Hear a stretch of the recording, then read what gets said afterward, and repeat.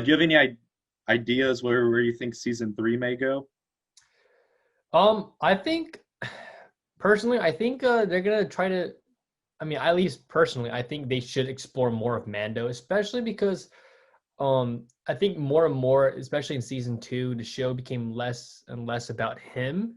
I think I think other people were like also criticizing the season two because of that. They were like, it's no longer about Mando himself. It's now just become about these other characters. And also like there was a lot of worry about whether season three would even be about Mando. Would the Book of Boba Fett be season three? I'm glad John Favreau cleared it up. Um, but I just want to see more of Mando. I want to see more of his character explored, especially his backstory. Like, they give a lot of, flashbacks, but they haven't really gotten into it in depth. I want to see where the armor is. I want them to tighten up some loose points from the past seasons. Um, yeah, but definitely just go into his character because we've had a lot of supporting characters, and I mean, don't get me wrong, I love all these supporting characters like Bo-Katan and Ahsoka, but at the end of the day, it's a Mandalorian show, so I want to see more Pedro Pascal. I agree, and I think season three has the potential to do what season two may have teased at a bit, which Mandalore, I mean, before the Clone Wars TV show, Mandalore really wasn't even in Star Wars canon. I mean, I know there was tons of expanded universe, but Mandalore really became prominent through the Clone Wars TV show. And I mean, a lot of important arcs took place. Darth Maul was involved in Mandalore. And it really is super interesting how there's a planet, but bloodline plays a big role. In the season finale of season two, you see Bo-Katan kind of trash talk Boba a bit, saying, "Oh, you're a clone." But Django now in canon apparently too is a prominent figure in Mandalore history, and I do like how there's all these different kind of sections of Mandalore. Din was raised in the Death Watch group, which if you watch Clone Wars, you know what Death Watch is. And Bo-Katan was in Death Watch and then left, and then Boba just was kind of doing his own thing. But the fact that he's Django's son or clone, just from the bloodline alone, makes him a prominent figure. And I do know that John Favreau did say he wanted to maybe take the show and increase and broaden the width of it into a more Game of Thrones-esque type show. And I feel like if he were to do that, which like kind of almost going against what you were saying, it may take away from just Din Djarin and exploring his character. You could still do that, but if it becomes like that and you have all these different people competing for who's ruler of Mandalore or whatnot, it would make a pretty interesting plot. But yeah, Din Yeah, I Djarin's mean, character could get lost in the mix. yeah, with the whole Mandalore thing in Dark Saber, like I really hope also they clear up why Bo-Katan had such a fit about not Yeah, taking the Dark Saber. Like she literally took it from Sabine Wren in Rebels, yeah. and I mean Sabine Wren defeated Gar Saxon for it. So I mean, I don't remember Bo-Katan fighting Sabine Wren for his Dark Saber. So like, why can't she take it from Mando? Um, that's one huge question I had coming off of the finale.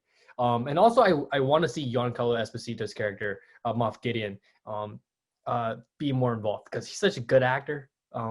He's such a good villain actor too. Like he plays Yeah. the best villains. I mean, if you watch Breaking Bad, like he's just so good at that calm demeanor and like his facial expression, like the face that he gave when he saw the X-wing in the camera. So like the fear, Pure like terror. he had Pure terror. pure Yeah. fear. Yeah, like he is too good to just end the story like that. He needs to It'd be be. underutilizing his character for sure and just his acting skills. And yeah, I mean, Yeah, I definitely was confused by the dark saber kind of fiasco with Bo-Katan.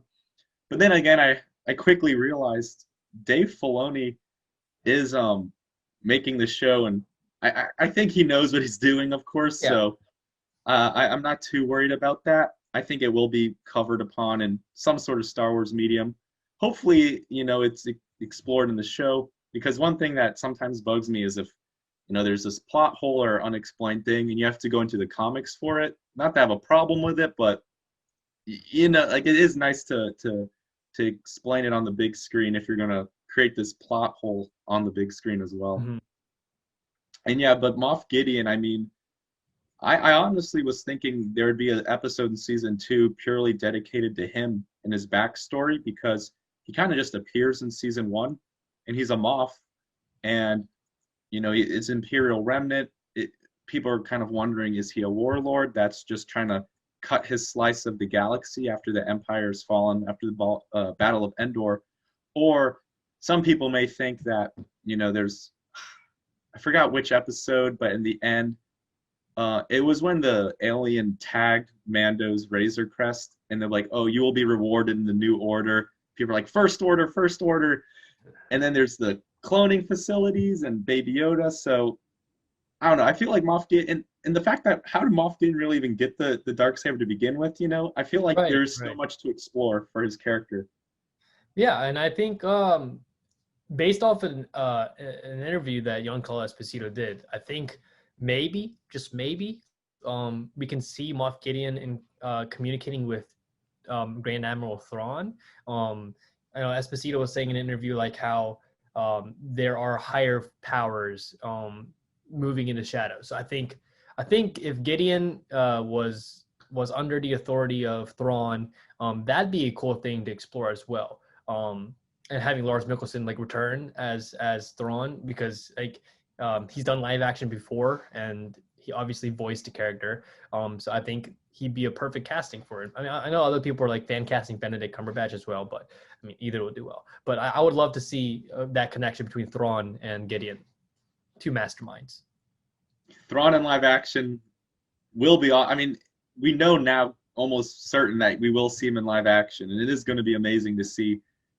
I mean, just seeing all these characters come from an animated form to live action. Ahsoka, I mean, it's pretty incredible. Bo-Katan. I remember watching that episode. I'm like, wait, this is real. This isn't animated. Like, it's pretty crazy. But Yeah, and for let this sure, serve as I a do. PSA. Like, let this serve as a PSA. Animation is not for kids. It's not just for kids. Clone Wars, Rebels, like all the people who The trash Last on the Airbender. shows. Yeah. Yeah, you need to watch those shows, man. They are good. Don't let the animation factor keep you away from watching it. Yeah, that's one kind of peeve I have where I mean, I don't know many people, maybe just the group of people I talk to about this stuff, but out of the group I talk to, not many people, and maybe some people, yeah, do think, oh, animated, it's for kids, but if you get past that, I mean, there's so many great stories told in the animated form, and animated shows. I mean, this is a whole other topic, but animated shows can do so much more than live action can too, Right. because it's animated. Anything is possible. For more videos from M2M, check out our other playlists.